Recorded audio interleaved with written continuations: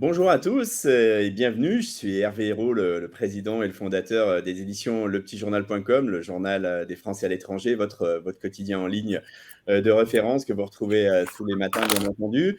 Je suis ravi de vous accueillir aujourd'hui pour assister à ce webinaire et participer sur le thème fiscalité et expatriation, ce qu'il faut savoir avec notre partenaire de toujours, la Banque Transatlantique. Alors, vous êtes très nombreux, vous êtes inscrits. On est vraiment ravis de vous accueillir. Je crois que c'est évidemment un thème qui est très important, qui vous est cher. Vous avez certainement de nombreuses questions à poser à nos experts. Donc, en bas à droite, vous avez un petit onglet questions avec un petit poser une nouvelle question. Donc là, je vais vous faire un petit bonjour à tous. Alors, sans l'accent, c'est pas grave, vous me pardonnerez. Donc, faites-nous signe, dites-nous déjà un petit peu où vous êtes, puisque comme je le disais, vous êtes très nombreux sur la zone Asie. Alors, est-ce que vous êtes je sais pas, à Hong Kong, à Singapour, à Bangkok, au Cambodge? Faites-nous un coucou, dites-nous où vous êtes. Et puis, comme ça, on verra également si le petit système de chat à travers l'onglet questions fonctionne bien. Il n'y a pas de raison. On est parti à peu près pour 1 heure de webinar. Nos intervenants vont déjà. Oui, bonjour Sophie à Singapour. Et puis, nos intervenants vont déjà, nos experts vont commencer avec une petite présentation et puis après, on jouera le jeu évidemment des questions-réponses. Je vous rappelle aussi dès à présent que le webinaire sera disponible en replay. Donc, si vous devez nous abandonner en cours de route parce que vous avez des impératifs, sachez que dès la fin du webinaire, quelques minutes après, vous allez recevoir un email avec, sur la boîte mail avec laquelle vous êtes inscrit et avec un lien vers lequel vous pourrez consulter le replay. N'hésitez pas aussi à le partager évidemment à vos connaissances, à vos amis qui ne sont pas inscrits mais dont le sujet les intéresse. Il y aura également un article dans le Petit Journal dans les prochains jours avec la vidéo YouTube qui sera disponible. Donc pareil, n'hésitez pas à le faire savoir et à le partager. Alors on a Philippe qui est aux Philippines. Bonjour Philippe. Je vais déjà passer la parole. Donc on a avec nous aujourd'hui Cédric Figlioni qui est le directeur du bureau de représentation de la Banque Transatlantique à Singapour. Donc lui est en Asie. Bonjour Cédric. Bonjour Hervé, merci pour l'accueil, bonjour à tous. Ouais. Bertrand Cosson, qui est directeur de l'ingénierie patrimoniale France Banque Transatlantique, qui lui est à Paris, c'est bien ça? Oui, tout à Bon, fait. Merci Hervé. Bonjour à tous. bonjour Bertrand. Et Pierre Carpentier, qui est le directeur des gestions chez Dubli Transatlantique Gestion à Paris également, c'est bien ça Pierre, hein? Tout à fait. Bonsoir à toutes et à tous. Bon, super, très bien. Peut-être, Cédric, si tu veux, on peut commencer par. Vous nous avez préparé une belle présentation que vous allez présenter tous les trois. Je vais la mettre en place. Hop, voilà, on nous voit en petite vignette, mais on voit la présentation.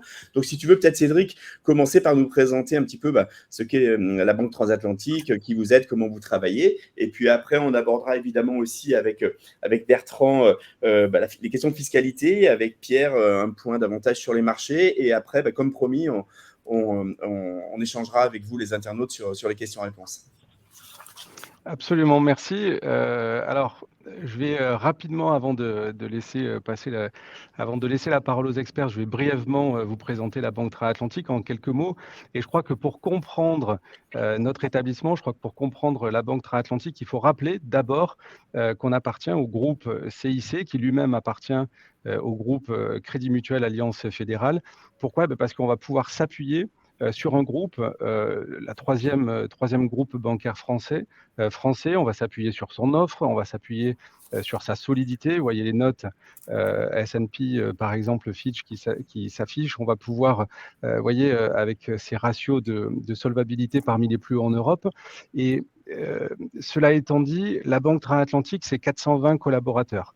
Donc, on a une structure ici à taille humaine qui va nous permettre une approche personnalisée, une approche sur mesure, et ça va nous conférer une véritable agilité dans l'accompagnement de nos clients. Alors, c'est ce que nous nous efforçons de faire au jour le jour, et nous nous réjouissons de voir que nos clients nous accordent une confiance croissante, vous voyez, avec des capitaux sous gestion qui aujourd'hui atteignent 53 milliards d'encours, une reconnaissance avec une première place dans la catégorie banque privée affiliée à un réseau, classement établi en 2022 par Décideur Magazine. Donc voici maintenant nos métiers et services. Je vais passer rapidement là-dessus, je les parcours pas tous, mais en fait, on va avoir un aperçu désormais avec Bertrand sur la partie ingénierie patrimoniale et puis avec Pierre sur la partie gestion financière. Je crois que ce qu'il faut se rappeler, et avoir en tête, c'est qu'on va proposer une offre complète et sophistiquée. Et si je prends un exemple parmi les expertises que l'on propose, ainsi cœur de métier, si je prends l'international, je crois que c'est ce qui nous intéresse aujourd'hui, compte tenu des connexions un petit peu partout et du sujet abordé, eh bien, on a su développer, fort de nos 140 ans, la banque a 140 ans, elle existe depuis 1881, eh bien, on a su développer une offre pour nos clients français de l'étranger avec un dispositif de proximité. Le voici, je vais le rappeler de façon à ce que vous ayez bien en tête les implantations. On est présent donc aux États-Unis, on est à New York, à Boston, San Francisco pour la partie États-Unis, on est au Canada, on est en Europe, en plus du siège à Paris, Londres, Bruxelles, Luxembourg, Genève, et puis Singapour et Hong Kong. Donc je me trouve à Singapour. On est présent sous la forme d'un bureau de représentation pour assister nos clients qui vivent en Asie. Voilà, sans plus attendre, je laisse la parole à Bertrand pour la partie ingénierie patrimoniale. Oui, bonjour à tous. Merci Cédric et merci Hervé pour l'introduction. Donc, ravi d'être avec vous à distance. Moi, je suis à Paris comme Pierre qui prendra la suite. Donc là, l'idée, moi, c'est de faire un petit tour d'horizon fiscal. C'est pas de vous faire un cours de fiscalité française. La fiscalité française est assez complexe. Donc en 15 minutes, on n'aurait pas cette prétention-là. Il y a des ouvrages de 1000 pages au moins qui résument la fiscalité française. Donc juste de vous faire quelques points et en tout cas, n'hésitez pas à poser vos questions. Donc on les prendra, on va dire, après notre intervention, à la fois la mienne et celle de Pierre. Donc d'ici à peu près 30 minutes, on répondra au fil de l'eau à vos questions fiscales, financières ou bancaires. Alors, un petit préambule, et ça c'est vraiment très important à la fois pour les fiscalistes, mais aussi pour tous les contribuables, c'est de se dire, quand on a des liens avec la France et un pays étranger, est-ce qu'il y a une convention fiscale qui lie la France et ce pays étranger. Donc là, nous, on est parti du principe que l'essentiel de nos auditeurs était à Singapour, mais on sait que ça peut aller là aussi au-delà de la zone. Et donc, je vous ai mis quelques exemples de pays, sachant que la France a le réseau de conventions fiscales le plus étendu au monde. Donc, la France a signé 120 conventions fiscales, donc ça concerne quasiment tous les pays. Et vous voyez que dans votre zone asiatique, avec Singapour, on a une convention fiscale qui a la particularité aussi d'être récente. Il y en avait une ancienne qui a été changée récemment, donc qui est de 2015, qui a été en application quelques années après, qui va concerner que l'impôt sur le revenu. Et quand on dit que l'impôt sur le revenu, c'est aussi de l'impôt sur les sociétés. Mais nous, là, on parle aujourd'hui que de l'impôt sur le revenu. Et vous voyez, en Malaisie, il y a aussi une convention impôt sur le revenu. En Indonésie, il y a à la fois l'IR, mais il y a aussi l'impôt sur la fortune immobilière. Il y a la Thaïlande en matière d'impôt sur le revenu. Donc, globalement, tous les pays de votre zone ont une convention fiscale et qui a parfois des particularités. Donc, ce qui est vrai parfois à Singapour n'est pas forcément vrai en Malaisie ou à Hong Kong. Donc, c'est pour ça qu'il faut à chaque fois regarder la convention fiscale. Quel est l'objectif des conventions fiscales? C'est d'éviter les doubles impositions, donc de répartir. Justement, j'ai un revenu de source française, je suis résident à Singapour. Comment c'est traité dans la convention? Quel pays a le droit de taxer? Et le parallèle aussi, c'est de prévenir l'évasion et la fraude fiscale, notamment en organisant aussi des échanges de renseignements entre les pays. La spécificité aussi de ces pays, c'est qu'on n'a pas de clause d'assistance au recouvrement des impôts dans les conventions là que j'ai citées, et ça peut avoir un impact, notamment en matière d'exit tax et en matière de plus-value. Et dans votre zone, il n'y a pas de convention fiscale en matière de droit de donation et de succession. Ça veut dire que quand il n'y a pas de convention fiscale, la France peut appliquer son droit interne et le pays en cause également. Alors la résidence fiscale, très rapidement, il y a à la fois des critères français. Nous, on a pas mal de critères pour être résident fiscal français. Avoir un foyer en France, une activité professionnelle principale en France ou un centre des intérêts économiques en France. Et tout ça, on va le regarder pour chaque conjoint. Parce que nous, on a parfois des clients, un est résident de France, l'autre non résident. Et c'est souvent des fois le cas, justement, quand un va commencer, on va dire, sa carrière à l'étranger et l'autre, pendant un certain temps, va parfois rester avec la famille en France. Ensuite, vous avez les critères de chaque pays. À Singapour, il y a une notion de résidence habituelle à Singapour.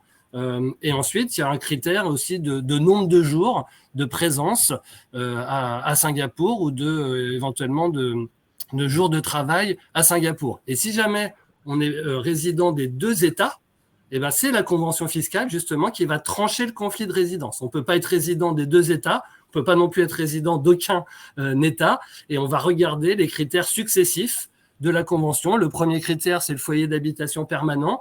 Si jamais vous avez un foyer d'habitation permanent à la fois en France et à Singapour, par exemple, on va passer au deuxième critère, le centre des intérêts vitaux.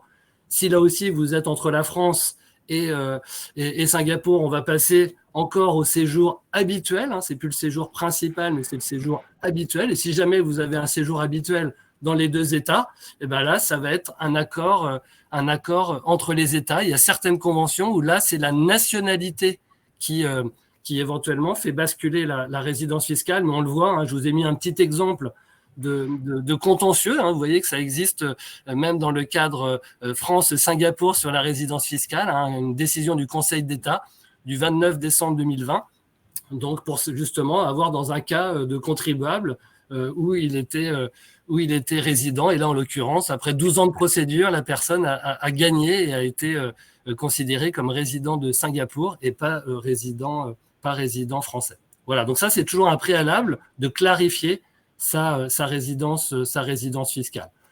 Je vous l'ai mis, je ne vais pas m'étendre dessus. Le barème de l'impôt sur le revenu, c'est vrai que vous êtes en général dans des zones, notamment à Singapour, où le taux marginal d'imposition est à 22%. Vous voyez qu'en France, on est à 45%, au-delà de 160 000 euros de revenus imposables. Mais si vous êtes français, que vous avez été résident français, vous savez qu'il y a des systèmes évidemment de quotients familiaux, il y a des systèmes de réduction d'impôts qui font qu'on peut quand même diminuer cette imposition quand on est résident, en tout cas français. Donc voilà, c'est toujours à relativiser les taux, mais c'est quand même des taux plus importants qu'en général ce que vous connaissez en Asie. Comment sont fiscalisés de manière globale, on répondra à vos questions plus détaillées, des produits financiers de source française, tout ce qui est intérêt, donc lié à de l'épargne bancaire, là les taux d'intérêt remontent, je pense que Pierre va en parler, on va avoir plus de rémunération sur des livrets bancaires, un non-résident, il ne paye pas d'impôt sur tous ces produits de taux. Donc ça, c'est déjà un point facile. Le deuxième chose, c'est sur les dividendes. Et depuis la réforme de M. Macron avec la flat tax, les dividendes globalement en France sont imposés à 12,8% de retenue à la source. Donc là aussi, à une époque, on était à 30%, on est à 12,8%, donc on a quand même eu une diminution importante là-dessus. Et si on fait des rachats de contrats d'assurance vie, là c'est un petit peu plus compliqué, puisque ça dépend de la date de versement des primes. Globalement, on peut être à des taux qui vont de 15 à ou 7,5 ou 12,8%, mais là aussi, toujours regarder après ce que dit la convention fiscale. Et par exemple, dans la convention fiscale France-Singapour, si vous êtes résident à Singapour, vous faites un rachat sur un contrat d'assurance vie, vous ne pourrez pas être fiscalisé à plus de 10% en France. Il y a une limite, justement, c'est un maximum qui a été prévu dans la convention fiscale. Et en matière de plus-value, globalement, c'est assez simple. En matière de plus-value, il n'y a pas de taxation.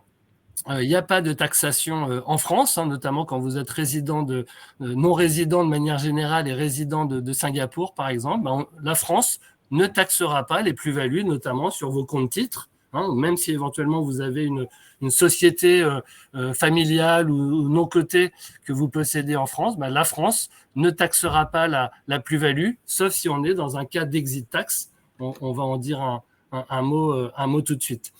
Qu'est-ce que l'exit tax ? Normalement, si vous êtes concerné, vous devez le savoir. C'est depuis ça a été remis au goût du jour depuis en 2011 avec un certain nombre de modifications qu'on a eues. Les dernières datent de 2019. C'est lorsqu'on quitte fiscalement la France, on va être imposé sur ces plus-values latentes financières. C'est-à-dire que comme si on vendait d'une certaine façon ces titres financiers, mais on a une possibilité d'être en sursis de paiement, soit un sursis de paiement automatique quand on va justement dans des pays où on a une clause d'assistance au recouvrement, ce qui n'est pas le cas des pays comme Singapour, par exemple. Et donc, ça veut dire qu'on est dans un autre cas où il va falloir demander un sursis de paiement, justement, pour ne pas payer tout de suite, au moment où on part de France, les plus-values financières. Alors, il y a quand même des seuils. Hein, ça ne concerne que les gens qui ont plus de 50%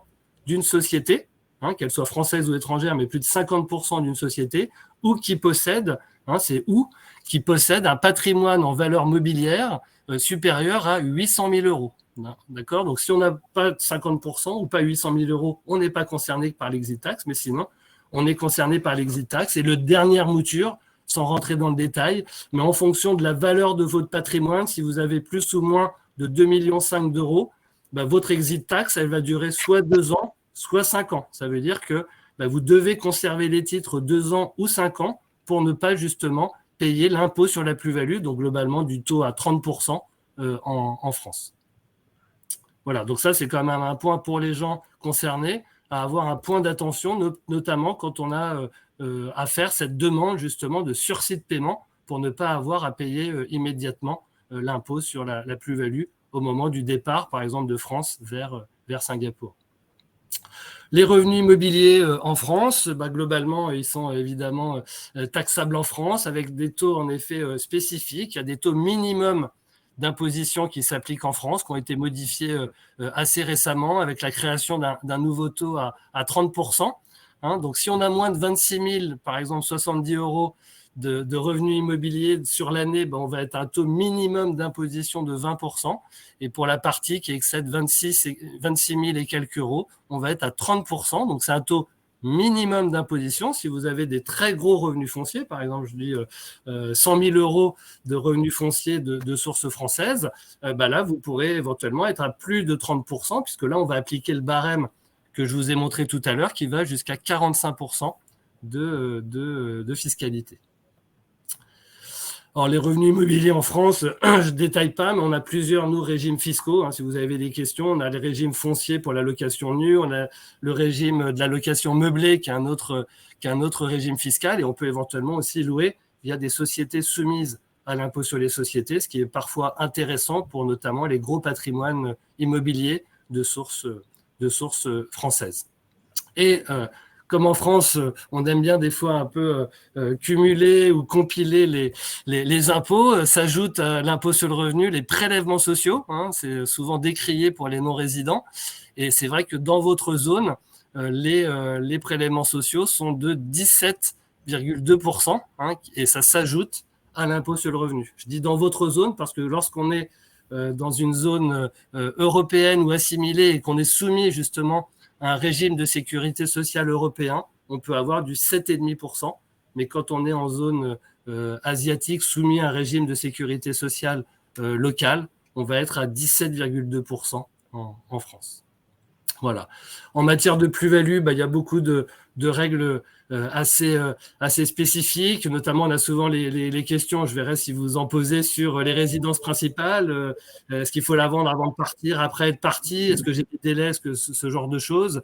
J'y répondrai bien volontiers. Et ensuite, en effet, on a un système d'imposition des plus-values immobilières qui est un petit peu compliqué parce qu'on a un système d'impôt sur le revenu à 19% avec des abattements pour délai de détention. On a un système des prélèvements sociaux, je vous en ai parlé, à 17,2% avec d'autres abattements pour délai de détention. C'est pas les mêmes, et on peut avoir, si vous faites des plus-values importantes, des taxes additionnelles qui peuvent rajouter 10% en tout au maximum. Mais là aussi, il y a des abattements pour délai de détention. Donc quand même un système un petit peu compliqué. Si vous vendez un bien immobilier en France, il faut déjà voir si vous avez besoin aussi de désigner un représentant fiscal ou pas. Enfin voilà, il y a toute une procédure, évidemment, de vérifier la fiscalité, le calcul de plus-value. Voilà. Et je crois que c'est le dernier point, si je ne dis pas de bêtises, avant de passer la parole à Pierre. C'est en effet, on a souvent aussi les questions, je suis maintenant résident à Singapour ou résident de la zone. J'envisage justement de transmettre du patrimoine à mes enfants. Quelles sont les règles entre la France et Singapour? Là, comme je vous l'ai dit tout à l'heure, il n'y a pas de convention fiscale entre la France et Singapour pour les donations-successions. Ça veut dire que chaque pays va appliquer son propre droit. Alors, la bonne nouvelle, côté singapourien, c'est qu'il n'y a pas de droit de donation et de droit de succession à Singapour. Par contre, même si vous êtes résident, vous, de Singapour, peut y avoir quand même des droits de donation ou de succession à payer en France, notamment dans 2 cas de figure. Le premier cas de figure, c'est que, par exemple, vous voulez donner à des enfants qui sont résidents fiscaux de France et l'ont été pendant 6 ans au cours des 10 dernières années. Il y a une double condition. Là, ça les rend taxables des droits de donation en France, même si vous êtes à Singapour et même si vous donnez des biens singapouriens. Et l'autre cas de figure, c'est si vous donnez des biens qu'on appelle situés en France. Donc là, vous êtes à Singapour, vos enfants sont aussi à Singapour, mais si vous donnez des biens français, notamment l'exemple le plus courant, c'est un bien immobilier en France, là aussi, la France, comme c'est un bien immobilier situé en France, elle considère qu'elle est légitime pour taxer. Et en France, on a un système de droits de donation et succession qui fait qu'il y a des abattements, 100 000 € entre parents et enfants, qui se renouvellent tous les 15 ans. Après, on a un barème progressif, on peut faire des démembrements de propriétés pour transmettre et réduire justement les droits de donation. Et on s'attend, on aura la loi de finances dans une semaine. Ce sera mon mot de conclusion dans cette première partie. On s'attend à quelques modifications concernant les donations successions. On espère qu'elles seront favorables pour les donations et on devrait le savoir d'ici une dizaine de jours, en tout cas la première mouture du gouvernement, puisque chez nous, la loi de finances, elle est débattue jusqu'à la fin de l'année. Voilà, j'en ai terminé pour cette première partie. Je laisse la parole à Pierre. Merci Bertrand. Merci beaucoup Bertrand. Bonsoir à toutes et à tous et merci au Petit Journal et à la Banque Atlantique Singapour d'organiser cet événement. Alors effectivement, moi je vais me concentrer sur les marchés financiers, puisque je suis le directeur de gestion de Dubli Transatlantique Gestion, qui est donc la société de gestion détenue à 100% par la Banque Transatlantique. Nous allons aborder d'abord 2 premiers points, de savoir dans quel contexte nous situons-nous actuellement, quelle est l'ambiance sur les marchés, si on peut dire ça comme ça, et puis ensuite, effectivement, quelles sont les grandes tendances à connaître. Puis ensuite, nous nous attarderons sur une question que tout le monde se pose, à savoir si c'est le bon moment pour entrer dans les marchés. C'est une question, effectivement, qui revient très régulièrement et qui a encore plus de sens dans cette période relativement agitée. Enfin, nous vous présenterons grosso modo actuellement quelle est notre allocation stratégique et donc effectivement la pondération que nous faisons entre les grandes classes actives dans nos portefeuilles. Bon, je vais commencer effectivement par rappeler quelques petites choses. Donc là, j'ai mis des éléments sur lesquels je m'attarderai un peu plus tard, mais dans un premier temps, je vais quand même rappeler le contexte général dans lequel nous nous trouvons depuis maintenant 1 an. Nous sommes à la fois dans un krach obligataire, ça c'est un point qui est fondamental. Les marchés actions baissent, mais les marchés qui souffrent le plus actuellement au niveau mondial sont les marchés obligataires. On pourra s'attarder d'ailleurs sur cette question. Le second sujet, c'est évidemment la baisse des marchés actions, sur lequel je vais également revenir. Les marchés actions européens, américains et émergents sont tous dans le rouge depuis le début de l'année. La volatilité sur le secteur de l'énergie, le pétrole a beaucoup monté, le gaz, on en entend parler toujours dans la presse, notamment suite au conflit russo-ukrainien. Toutefois, les éléments qui en fait ont contribué à faire exploser le prix des matières premières, le cocktail était déjà en place dès l'année dernière. Je rappelle en effet que si on regarde le WTI, qui est donc le baril de pétrole américain, celui-ci s'est apprécié de 53% en 2021, alors qu'aujourd'hui, la hausse n'est entre guillemets que de 23%. Avec toutefois un bémol, cette hausse est montée jusqu'à 58% au milieu du mois de juin. Donc, je parle bien de krach obligataire, de marché actions en berne. Je parlerai de marché des matières premières, des énergies volatiles. Et je terminerai par une note positive et le grand gagnant de cette situation, le dollar américain. Le dollar, en effet, s'apprécie contre quasiment toutes les devises, notamment contre l'euro. Le dollar s'est apprécié d'environ 14% depuis le début de l'année contre l'euro. Alors, très récemment, maintenant, si on se concentre sur la période la plus récente, on a eu effectivement un rallye haussier sur les marchés actions tout au long du mois de juillet qui s'est poursuivi jusqu'à la mi-août. En fait, ce qui se passe actuellement, c'est que les investisseurs n'ont pas tous et toutes encore bien compris que les banques centrales ne seraient plus le soutien inconditionnel tel que nous les avons connus au cours des 15 dernières années dans les pays occidentaux, puisque le Japon, lui, mène des politiques monétaires ultra-expansionnistes depuis maintenant plus de 30 ans. Donc, effectivement, les marchés ont monté en se disant que les États-Unis commençaient à prendre le contrôle sur l'inflation et que, de fait, la Fed, la Banque centrale américaine, allait pouvoir réduire en fait le rythme et la cadence de son resserrement monétaire.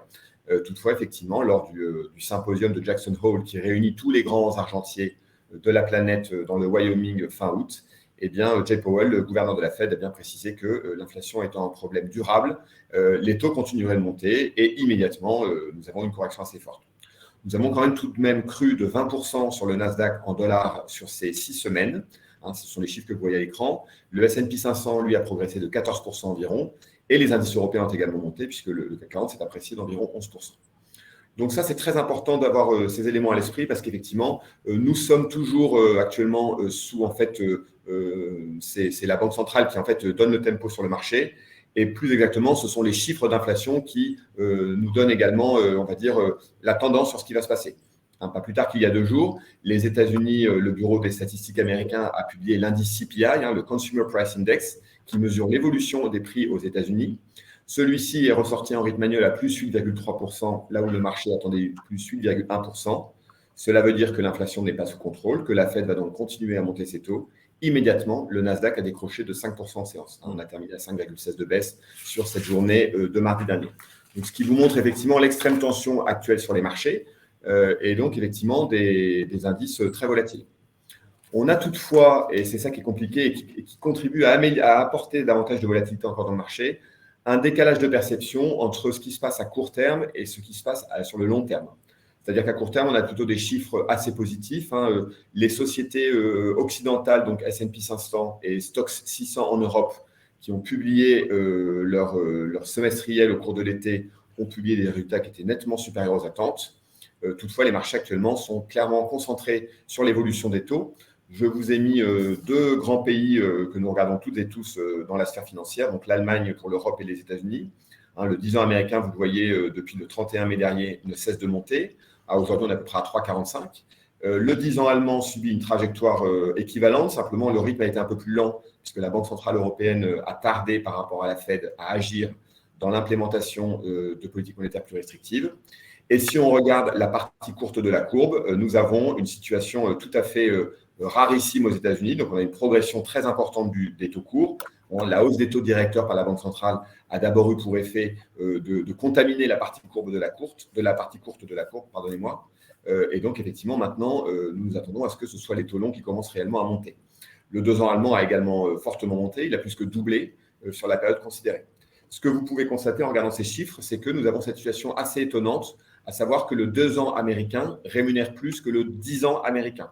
On est sur une situation de courbe inversée, ce qui est un phénomène obligataire assez rare et généralement annonciateur d'une récession. Effectivement, le fait que l'argent avec une durée à 2 ans présente un coût plus élevé qu'à 10 ans montre effectivement une certaine aversion des investisseurs. On va revenir sur ce point bien plus en détail dans vos questions si vous le souhaitez, parce que c'est un élément fondamental, notamment dans l'allocation du capital sur les marchés obligataires.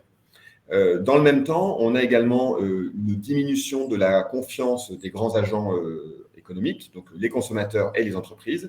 Vous avez là différents chiffres qui vous montrent la dégradation. Donc les 2 premiers chiffres, l'indice Michigan et le Conference Board Consumer, sont 2 indices de confiance du consommateur américain qui tâtent le pouls effectivement du consommateur US. Et donc effectivement, on voit que ces chiffres ont une tendance à se dégrader. Et dans le même temps, les indicateurs d'activité, eux aussi subissent une dégradation qui n'est pas un effondrement. C'est très important. Vous avez en dessous les indicateurs ISM qui sont toujours a priori en zone d'expansion aux États-Unis. Lorsqu'on est au-dessus de 50, on est en zone d'expansion. Lorsqu'on est sous les 50, on est en zone de contraction d'activité. Et on voit d'ailleurs que l'Europe est un peu plus à la traîne et que la Chine, elle, effectivement, est en difficulté. Les marchés actions chinois, on va faire un petit focus sur ce pays, sont également dans le rouge depuis le début de l'année. Ils sont en assez grande difficulté. La Chine, comme vous le savez, traverse une crise immobilière extrêmement grave, puisque ce secteur représente entre 25% et 30% du PIB. Il y a aujourd'hui des montants de dettes émises en dollars par les grands acteurs du marché immobilier chinois, Evergrande, Shimao, qui ne sont plus remboursés. Les acteurs ont fait défaut ou en tout cas ne remboursent plus à la valeur nominale de l'emprunt les papiers. Et par ailleurs, la Chine, bien évidemment, est victime de sa politique zéro Covid, qui a pour conséquence effectivement de bloquer des populations entières, d'immobiliser les chaînes de production. Vous savez ça bien mieux que moi puisque vous voyez ça de beaucoup plus près que nous. Nous, on constate qu'il y a à peu près 70 millions de Chinois qui sont aujourd'hui encore confinés, que des mégapoles comme Chengdu sont à l'arrêt. Et donc, effectivement, cela contribue à ralentir le dynamisme de l'État et à également jeter une certaine défiance de la part d'investisseurs qui souhaiteraient implanter un actif industriel ou de cette nature en Chine. effectivement, aujourd'hui, certains y regardent à 2 fois avant, effectivement, de vouloir s'installer sur ce marché. Et donc, effectivement, après ce tableau qui est un petit peu noir à court terme, lorsqu'on regarde à plus long terme, on voit tout de même que les investisseurs, notamment en Occident, sont déjà en train d'anticiper un ralentissement réel de l'inflation sur le long terme. Il y a une courbe qu'on regarde qui est l'indicateur de l'inflation à 5 ans dans 5 ans, qui nous permet d'avoir des anticipations de ce que sera l'inflation sur un horizon de temps beaucoup plus long que celui du mois au mois ou du year on year. Et là, effectivement, on voit très bien que le plus haut a été touché il y a quelques mois et que nous sommes aujourd'hui plutôt effectivement sur une pente descendante du fait notamment de cette politique monétaire extrêmement restrictive que mettent en place les États-Unis, à savoir hausse des taux d'une part et rétrécissement de la taille du bilan de l'autre. Je rappelle que la Banque centrale américaine réduit chaque mois la taille de son bilan d'environ 95 milliards de dollars.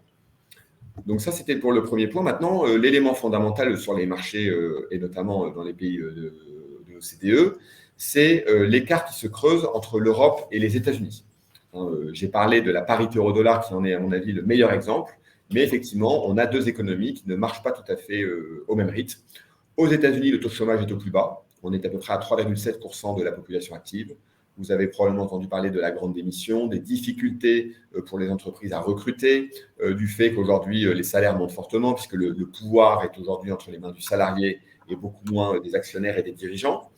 On a des indicateurs effectivement avancés, comme je vous l'ai dit, qui montrent un ralentissement de l'activité, mais on n'est pas encore en zone de contraction ou de récession. Par ailleurs, un autre indicateur très important pour celui ou celle qui souhaite observer le marché américain, c'est l'évolution du marché immobilier. On a effectivement une baisse des mises en chantier. On est passé à peu près de 1 600 000 mises en chantier mois à 1 450 000.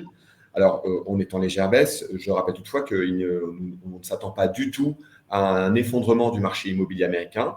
Les ménages sont beaucoup plus sains financièrement d'une part, et d'autre part, nous sommes très loin des pics de mise en production tels que nous les connaissions avant la crise de 2008. Je rappelle que la crise des subprimes est une crise qui naît de l'immobilier américain. À cette époque, les mises en chantier atteignaient le chiffre de 2,2 millions par mois. C'était colossal. Donc, effectivement, on s'est retrouvé avec une offre de biens stratosphérique, ce qui est d'ailleurs une situation qu'affronte la Chine dans une certaine mesure aujourd'hui. Par ailleurs, la Banque centrale est déjà très en avance par rapport aux autres au niveau du resserrement monétaire. Je signale qu'environ 45 banques centrales dans le monde ont commencé un resserrement monétaire, tous pays confondus, que ce soit des pays développés, des pays en voie de développement ou des pays émergents. Le taux directeur de la Banque centrale brésilienne est par exemple aujourd'hui à 13,5%. Tous les pays très exportateurs, je pense à l'Australie ou à la Nouvelle-Zélande dans votre zone, qui ont des sujets d'exportation de matières premières agricoles, minerais, etc., ont également fortement monté leur taux d'intérêt. Mais ce sont bien la Fed et la Banque centrale d'Angleterre qui sont les plus en avance. Aujourd'hui, le taux de directeur de la Banque centrale aux États-Unis est à 2,5%, là où en France, en Europe, pardonnez-moi, la première hausse est intervenue la semaine dernière seulement.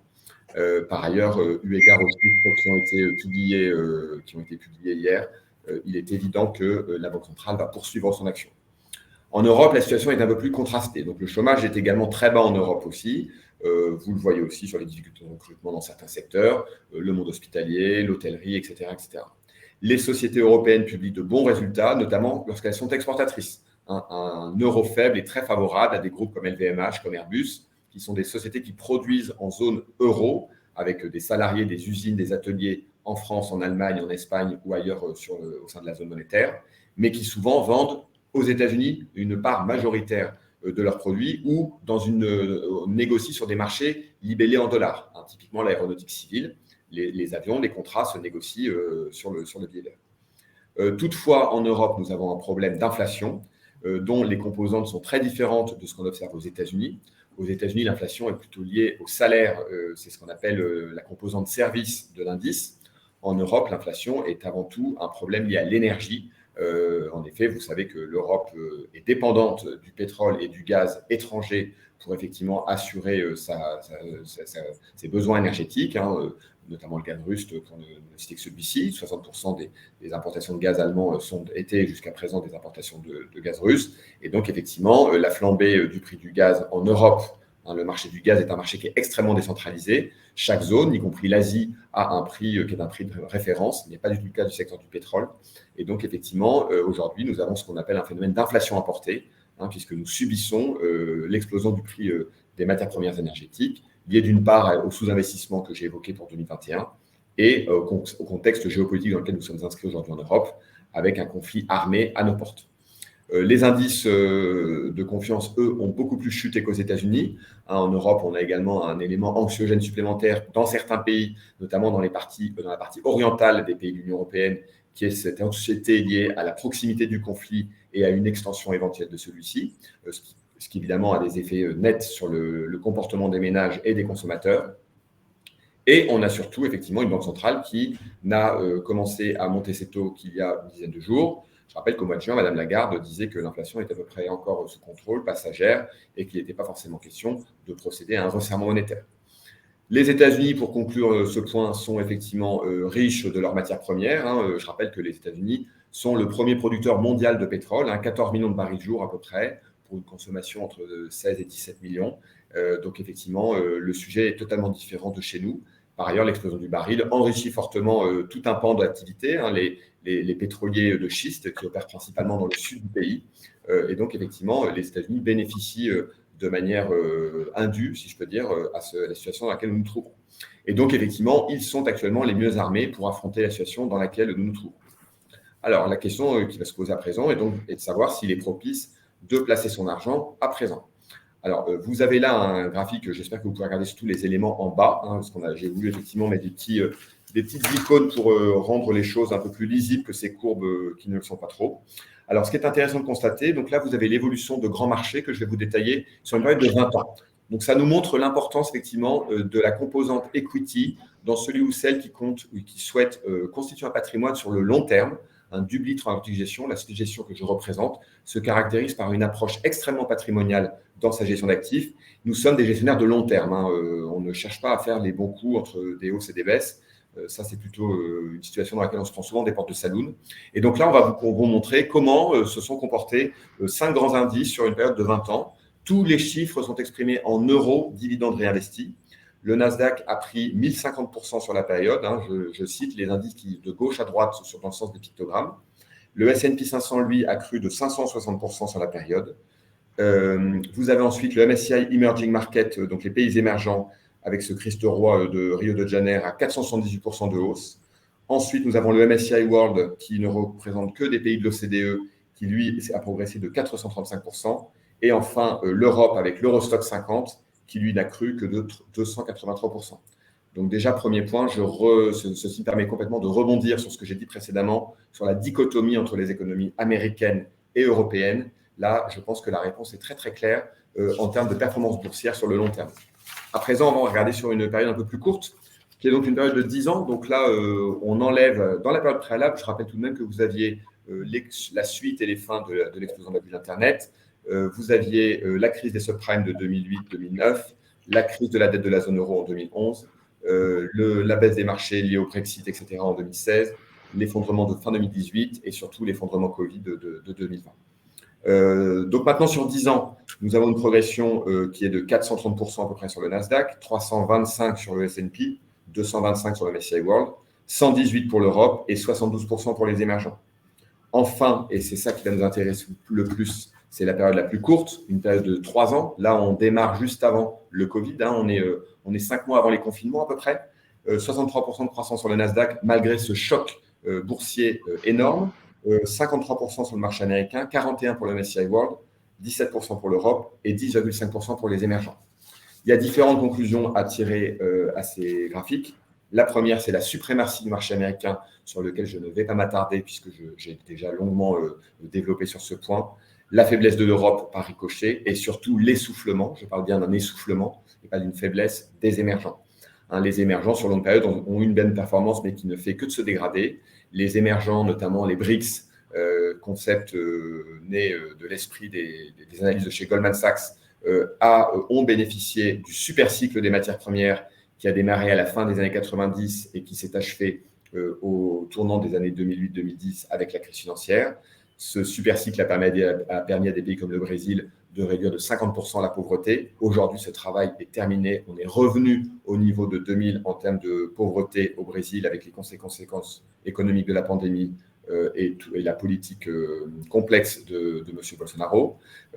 Et puis surtout, on a des pays comme la Chine qui, effectivement, on voit leur taux de croissance fortement chuter depuis quelques années. Les pays émergents ont été fortement affectés par la pandémie de Covid-19, aussi bien sur l'aspect sanitaire que sur l'aspect économique. Aujourd'hui, bon nombre de pays émergents sonnent à la porte du FMI, soit pour se déclarer en défaut, c'est le cas du Sri Lanka, soit pour obtenir des prêts bilatéraux. C'est le cas du Pakistan qui, par ailleurs, fait face actuellement, comme vous le savez, à des catastrophes écologiques et des inondations sans commune mesure par le passé. Ceci va avoir un coût considérable pour le pays. Et donc, effectivement, nous nous attendons à une multiplication des défauts. On a en tête des pays comme la Turquie, l'Égypte, le Pakistan que j'ai cité, qui ont pour caractéristique d'être des pays très peuplés, extrêmement dépendants en importation agricole, et où, effectivement, la situation actuelle est en train de créer un cocktail très compliqué. Alors, effectivement, quels sont les placements que nous allons privilégier dans le contexte que je viens de vous présenter? D'abord, effectivement, vous dire que nous sommes toujours très positifs sur les actions. Là, je vous expose les 3 grandes classes d'actifs sur lesquelles travaille la société de gestion. Ce sont les conclusions de notre comité d'allocation stratégique qui se réunit tous les mois. Le dernier s'est tenu il y a une dizaine de jours et donc je souhaite partager avec vous ces conclusions. Elles sont récentes et elles tiennent compte de tous les développements que je viens de vous exposer.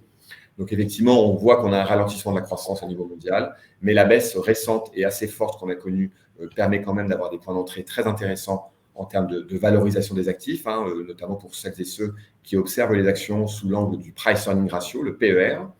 Sur le marché obligataire, on a une approche qui est beaucoup plus sélective. On redevient assez positif sur la classe d'actifs, puisque d'une part, on est revenu sur un environnement où les taux ont beaucoup remonté. Du coup, la valeur des obligations a baissé, puisque je rappelle que sur le marché obligataire, le prix des obligations varie en sens inverse des taux d'intérêt.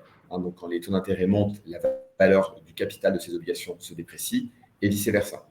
Nous sommes plutôt favorables sur le souverain, c'est-à-dire les obligations émises par les États. Nous avons une approche extrêmement prudente à la Banque Transatlantique et chez Dubuis Transatlantique Gestion sur le monde obligataire. Donc, nous concentrons nos investissements sur le souverain uniquement sur les pays de l'OCDE et sur seulement quelques signatures. Sur la partie crédit, qui sont donc les obligations émises par des entreprises industrielles et commerciales, je vais également inclure là-dedans la sphère financière, les banques, qui sont des gros pourvoyeurs d'obligations dans le marché.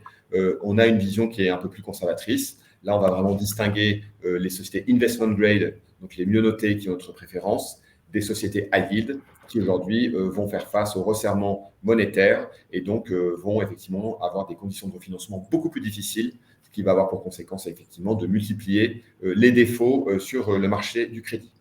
Enfin, sur les liquidités, nous redevenons un petit peu positifs. Aujourd'hui, notre SICAV monétaire en dollars rémunère positivement un dépôt en dollars. Et avec le début de la hausse des taux en Europe, on peut penser que les SICAV monétaires vont également commencer à régénérer un rendement, même si évidemment nous ne sommes pas dupes et le rendement réel sera toujours négatif, eu égard au niveau d'inflation dans lequel nous nous trouvons. À présent, effectivement, sur les zones géographiques, vous voyez que nous sommes très favorables sur les États-Unis. On a même relevé d'un cran notre exposition sur la zone. Nous sommes extrêmement noirs sur la Chine. Alors, j'ai évoqué des éléments d'ordre économique. Il y a un autre élément qui nous déplaît fortement sur le marché chinois, c'est que nous ne considérons pas que nos droits de propriété sont pleinement exerçables, comme c'est le cas en Angleterre, en France, aux États-Unis. Le fait que l'État chinois ait interdit l'introduction en bourse de Ant, la fintech d'Alibaba, sur le Nasdaq en décembre 2019 et que Jack Ma, fondateur du groupe Alibaba, a disparu pendant 6 semaines dans la foulée de cet événement, est un indicateur qui, pour nous, a sonné comme un coup de semonce. Et je rappelle que l'année suivante, la Chine nationalisait toutes les sociétés du secteur de l'EduTech, effaçant 85 milliards de dollars d'actifs en l'espace de 3 jours. Donc ça, c'est typiquement des choses que nous ne souhaitons pas vivre. Nous avons cette approche patrimoniale, j'insiste à nouveau, et donc effectivement, nous ne souhaitons pas nous rendre sur cette zone. Enfin, sur les émergents, nous sommes très négatifs sur les éléments que je viens d'évoquer. Nous avons encore abaissé d'un cran notre exposition à cette classe d'actifs, qui d'ailleurs n'est pas du tout représentée actuellement dans nos portefeuilles. Et sur les obligations, effectivement, donc une préférence nette pour le marché obligataire américain. Aujourd'hui, il est possible de construire un portefeuille en obligations en dollars américains avec un rendement compris entre 3,5 et 4%, avec cette petite magie que nous offre actuellement le marché US, à savoir effectivement des obligations courtes qui rémunèrent plus que le long, donc avec un risque en capital extrêmement faible, puisque l'horizon de placement est assez connu, il est proche, il est de 24 mois, et sur des émetteurs comme Apple, John Deere, Heineken, Visa, des gens comme ça, vous pouvez trouver des rendements qui vous procurent un taux de rendement à maturité d'environ 3,5-4% sur ces portefeuilles. En Europe, la situation est légèrement différente. Nous sommes très en retard dans le resserrement monétaire et nous allons distinguer effectivement le cœur de la périphérie. Nous sommes assez prudents sur la périphérie, c'est ce qu'on appelait de manière assez négative les PIGS préalablement. Nous avons ce scrutin italien dans les 2 prochaines semaines qui nous inquiète assez et qui inquiète terriblement les marchés obligataires. La coalition va être très difficile à mener puisque la leader d'extrême droite a déjà une défiance très forte vis-à-vis de l'Union européenne. Toutefois, moins forte que celle de la Ligue du Nord qui sera nécessairement dans la coalition. Et on sent déjà des antagonismes naître qui nous laissent à penser que cette coalition aura une vie relativement courte, comme c'est le cas d'ailleurs souvent en Italie. Enfin, sur les obligations émergentes, vous voyez effectivement que, sur les obligations crédit, effectivement, on reste positif en Europe et aux États-Unis. Là, on n'a pas trop de questions de sujets de nationalité. Ce sont des grandes multinationales sur lesquelles nous investissons. Nous considérons qu'un LVMH est tout aussi bien investissable qu'une société comme Visa. On n'a pas trop de sujets à ce niveau-là. En revanche, effectivement, prudence sur la dette à haut rendement qui sera la grande victime, effectivement, si les taux venaient à monter très ou trop vite. Enfin, sur les obligations émergentes, nous sommes neutres, voire négatifs sur les obligations émises en devises locales. Les devises locales ont eu tendance à s'effondrer avec la hausse du dollar américain. Donc, effectivement, prudence. Voilà, j'en ai terminé pour ma partie. Je vous remercie pour votre écoute et je pense que nous allons passer à présent aux questions-réponses. Merci Pierre, merci à tous les 3 pour cet exposé passionnant.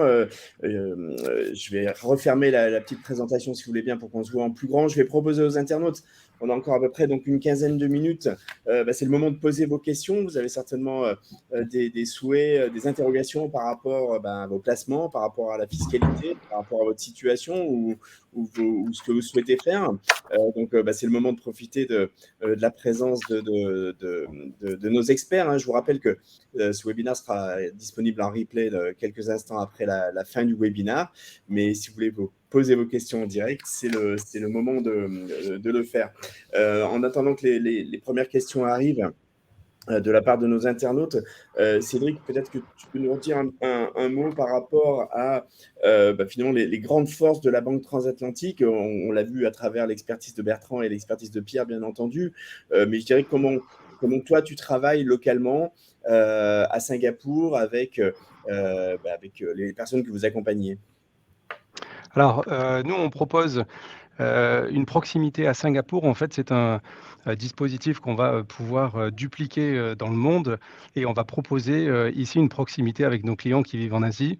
En fait, on a un double rôle. On a des licences autorisées par le régulateur ici qui nous propose justement de pouvoir liaiser avec nos clients, de pouvoir apporter cette proximité donc sur différents sujets de banque transatlantique. Ça peut être du financement où on a été beaucoup sollicité, ça peut être de la gestion d'actifs, de l'ingénierie patrimoniale, bref, une offre comme je disais, complète et sophistiquée, et puis de pouvoir avoir ce rôle de visibilité qui va nous permettre, dès lors que certains de nos compatriotes à l'étranger vont avoir des besoins, des souhaits, des attentes, on va essayer d'y répondre du mieux qu'on peut. Mais c'est vrai qu'en étant sur place, ça apporte une vraie proximité qui est très appréciée. Donc Singapour, c'est un rayonnement sur Singapour et puis sur les 10 pays autour en ASEAN. Donc on va dupliquer ce modèle-là sur les différentes implantations que j'exprimais tout à l'heure. Ouais. Et je pense que c'est un message important pour nos internautes. La plupart sont évidemment à l'étranger, français à l'étranger. C'est vraiment très important pour un Français expatrié de bien choisir sa banque parce qu'il y a des problématiques très spécifiques. Oui, alors je crois qu'il faut penser sa banque en termes de partenariat. C'est ce que je suis intimement convaincu de ça, c'est-à-dire que nos compatriotes sur place ont des attentes. Certaines banques ont développé une approche, des forces pour pouvoir y répondre. Je fais le lien avec l'international qu'on a développé pour pouvoir donner...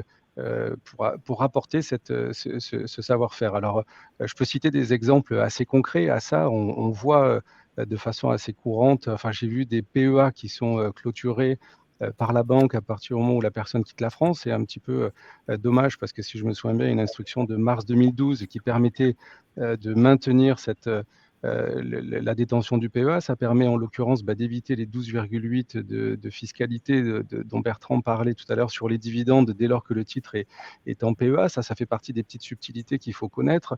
Il y en a d'autres. On voit des prélèvements sociaux qui sont pris sur les comptes. On voit malheureusement des dossiers de crédit qui sont refusés. Il y a des complexités en ce moment. Si ça intéresse, on va peut-être en parler. Il y a les recommandations du Haut Conseil, du Haut Comité de la stabilité financière et ce fameux taux de 35%, et pas forcément pas forcément une offre qui permet de la part de la banque de pouvoir y répondre. Entre autres exemples, il y a la loi des impatriés aussi qui permet d'avoir une fiscalité un peu plus clémente en cas de retour en France. Eh bien, ça, c'est des exemples qui me font dire, voyez la banque en fonction de vos attentes comme un partenaire, c'est-à-dire quelqu'un qui pourra vous accompagner dans votre parcours de mobilité, même si vous êtes à l'étranger. Ce qu'il faut peut-être comprendre aussi, c'est que les Français de l'étranger, c'est 2,5 millions aujourd'hui. 2,5 millions, c'est à la fois beaucoup, parce que ça veut dire que dans nos familles, on aura à un moment, on sera confronté à un parcours de mobilité, et c'est à la fois pas beaucoup pour certaines banques qui vont peut-être voir ça comme étant une niche et qui n'ont pas forcément la formation, les ressources, les systèmes adaptés. Voilà, nous, on le fait, donc regardez les attentes par rapport à ce que la banque peut proposer en face, et c'est pour ça que je parle de véritable partenariat. Très bien, merci Cédric. Allez, on a quelques questions qui concernent plutôt la fiscalité, Bertrand. Une question très, très simple. Existe-t-il des conventions fiscales avec la Suisse, demande Jérémy? Oui, alors moi je suis juriste fiscaliste français, donc moi je connais plus ce qui se passe entre la France et la Suisse, mais je vous quand même dirai un mot sur ce qui se passe entre Singapour et la Suisse, si c'est la question. En tout cas, entre la France et la Suisse, il y a une convention en matière d'impôt sur le revenu et d'impôt sur la fortune. Par contre, il n'y a plus de convention en matière de droit de succession et de droit de donation, parce qu'elle a été dénoncée par la France. Donc, c'est vrai que ça, c'est un point important ça a été un gros changement pour les franco-suisses il y a maintenant, de mémoire, 7 ans. Mais en tout cas, en matière d'impôt sur le revenu et d'impôt sur la fortune, il y a une convention, en effet, entre les deux pays. Et comme j'avais eu la question un petit peu avant, comme ça, je fais encore plus avant que je ne le suis vraiment, j'ai vu qu'il y avait une convention entre Singapour et la Suisse en matière d'impôt sur le revenu. Donc, vous voyez, vous, en fonction de votre pays, sauf si la question était pour la France, mais sinon, voilà, il faut regarder à chaque fois si votre état de résidence, par exemple, si vous êtes à Hong Kong, est-ce qu'il y a une convention entre Hong Kong et la Suisse, voilà, et si vous avez en plus des revenus de source française entre Hong Kong et la France, Singapour, la France, enfin voilà, à chaque fois qu'il y a un pays concerné, on va regarder en effet entre l'état de résidence et le lieu de la source des revenus, s'il y a une convention fiscale. Alors, c'est vrai qu'on a des lecteurs suisses. Alors, je ne sais pas si Jérémy est suisse, mais enfin, en tous les cas, la réponse était précise, Bertrand. On a Karl qui nous demande, Bertrand, pouvez-vous nous confirmer que la revente de parts de société et de SAS sont exonérées de plus-value pour un expatrié? Eh bien, là, tout dépend de la convention fiscale, parce que c'est vrai qu'en droit fiscal français, on a un dispositif spécifique qui fait que quand on est non-résident et qu'on vend une participation, ce qu'on appelle une participation substantielle, ça veut dire qu'on détient au moins 25% du capital d'une société en France, on est imposé en France. Donc, ça veut dire que, vous voyez, si vous avez moins de 25% du capital, vous n'êtes pas imposé en France. Si vous avez plus de 25% du capital, vous êtes imposé en France. Et où c'est un peu plus troublant, sans rentrer dans tous les détails, c'est que les 25%, c'est une détention familiale. C'est-à-dire que vous-même, si vous avez 10%, mais que vos parents, ils ont 50%, familialement, vous avez 60%. Donc, même si vous vendez 10%, donc moins de 25, vous êtes quand même à plus de 25%. Vous voyez, enfin, il y a des petites subtilités comme ça. Et ce que je disais tout à l'heure très rapidement, la convention fiscale entre France et Singapour, justement, retire à la France le droit de taxer ce type de plus-value. Donc, c'est-à-dire que si vous êtes résident à Singapour et que vous avez 100% d'une SAS, vous la vendez, il n'y a pas d'impôt sur la plus-value en France, dès lors que, comme je l'ai dit tout à l'heure, vous n'êtes pas soumis à l'exit tax. Bien sûr. J'ai vu que Karl était en Thaïlande. Alors, je ne sais pas si vous savez, Bertrand. Non, je ne le sais pas comme ça. Il faut le vérifier. Par exemple, j'ai pour souvenir Hong Kong. Là, pour le coup, Hong Kong, la France a le droit de taxer les participations substantielles. Donc, ça dépend vraiment d'une convention à l'autre. Donc, avec la Thaïlande, il faudrait le vérifier. Alors, on a d'autres questions justement liées aux conventions fiscales. Je pense que le bon conseil aussi, évidemment, c'est et n'hésitez pas à prendre contact, vous qui êtes en Asie, avec Cédric, hein, de façon à ce que chaque cas puisse être bien étudié par nos experts et que vous puissiez avoir la réponse. Je vois que Philippe, par exemple, lui, il doit être aux Philippines, puisqu'il demande s'il y a une convention de succession entre la France et les Philippines, sachant qu'il y a une convention de non-double imposition. D'accord. Donc là, je peux répondre aussi à celle-ci, et avec en effet un point quand même important, c'est que voilà, moi je suis juriste fiscaliste, mais en banque, c'est-à-dire que nous on se prétend pas ni avocat ni notaire français, et encore moins avocat singapourien ou avocat hongkongais. Voilà, ce que nous on apporte, c'est voilà une connaissance quand même théorique, j'espère assez bonne, une connaissance pratique justement de tous ces dossiers, et bien évidemment après quand il faut valider des choses, on valide ça avec les conseils de nos clients ou on leur trouve des conseils s'ils ont besoin de conseils spécialisés. Donc, pour répondre à la question de Philippe, non, il n'y a pas de convention en droit de succession entre la France et les Philippines. Voilà, c'est juste une convention qui concerne l'impôt sur les revenus, pas les successions. Ouais. Et je réponds peut-être en même temps à la question de Karl, c'est ça, qui était complémentaire sur les retenues à la source pour les droits d'auteur. Donc là aussi, il faut regarder ce que prévoit la convention fiscale. En principe, les droits d'auteur, c'est une retenue à la source de 25% en France. Et ensuite, on doit redéclarer, en effet, les revenus qui ont été générés. Donc là, vous pouvez, le cas échéant, être soumis au barème de l'impôt sur le revenu.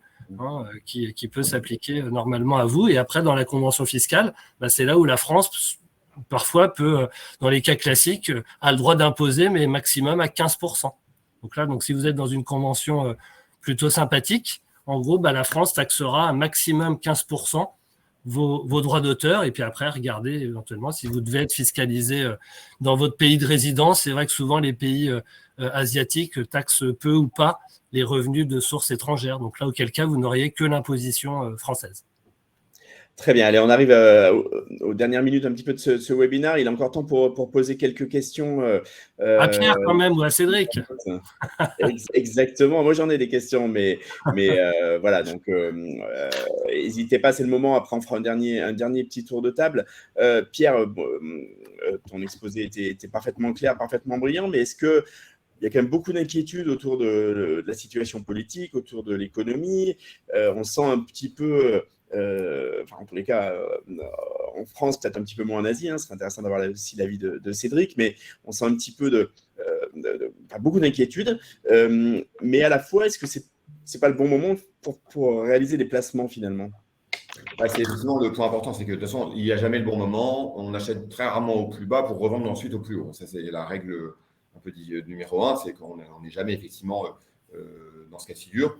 Bon, on a effectivement une fin d'année qui va être assez difficile et encore très volatile, puisque au-delà des éléments monétaires que j'ai présentés, on a un calendrier électoral international qui est très chargé. J'ai évoqué les élections en Italie pour le nouveau gouvernement. Sachez que nous aurons ensuite le scrutin au Brésil avec les présidentielles, qui va être un scrutin extrêmement compliqué, avec des risques de débordement, un peu ce qu'on a connu aux États-Unis le 6 janvier 2020 dernier, pour celles et ceux qui s'en rappellent. Nous aurons ensuite la réélection probable, mais pas acquise pour le moment, de Xi Jinping à la tête du parti. Le congrès du PCC se tient dans les semaines qui viennent.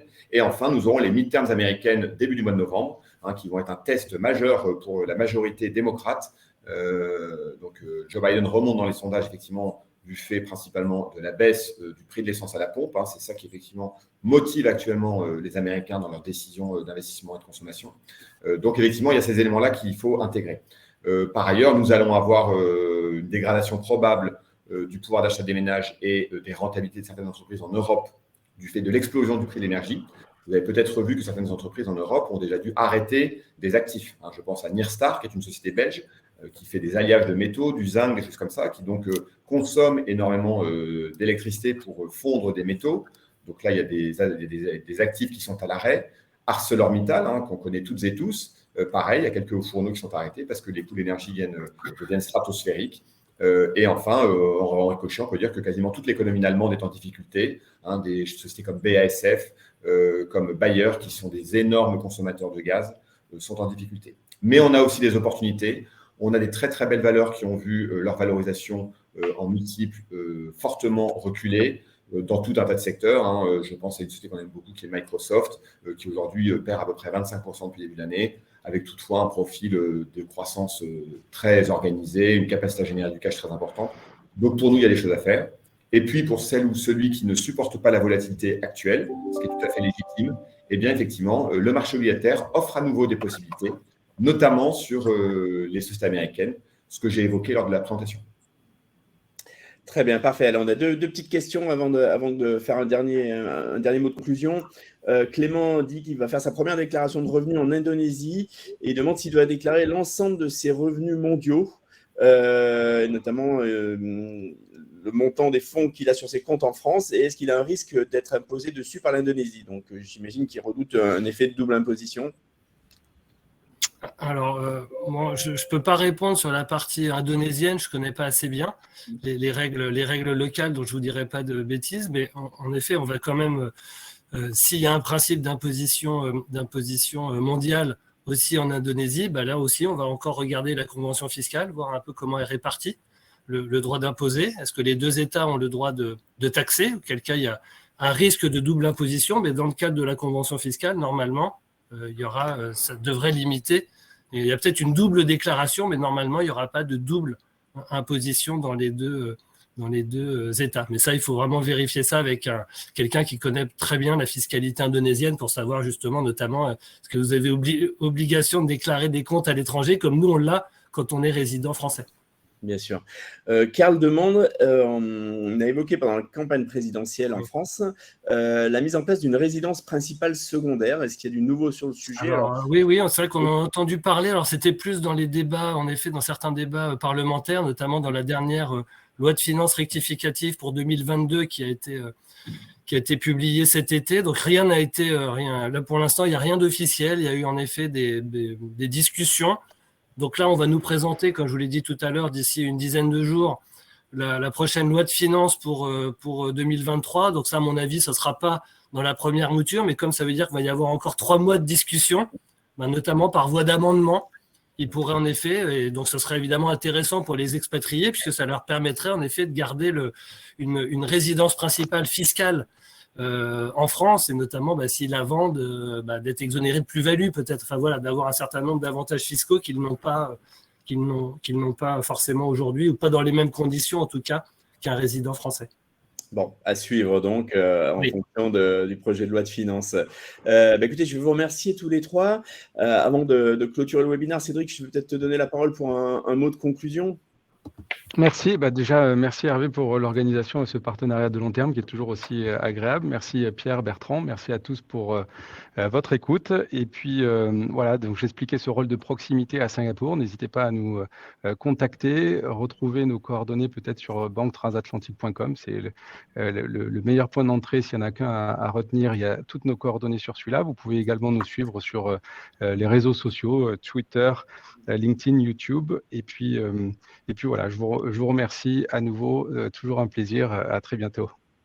Merci beaucoup à tous les trois. Merci à tous les internautes. Je vous rappelle, dans quelques instants, vous recevez le lien du replay. N'hésitez pas à le partager. Dans quelques jours, il y a l'article sur votre journal, lepetitjournal.com, et il y aura la vidéo également sur YouTube. Voilà, je vous souhaite à tous une bonne soirée, une bonne journée, et je vous dis à très bientôt. Au revoir, merci. Merci Hervé, merci à tous. Bonne soirée à tous. Bonne soirée.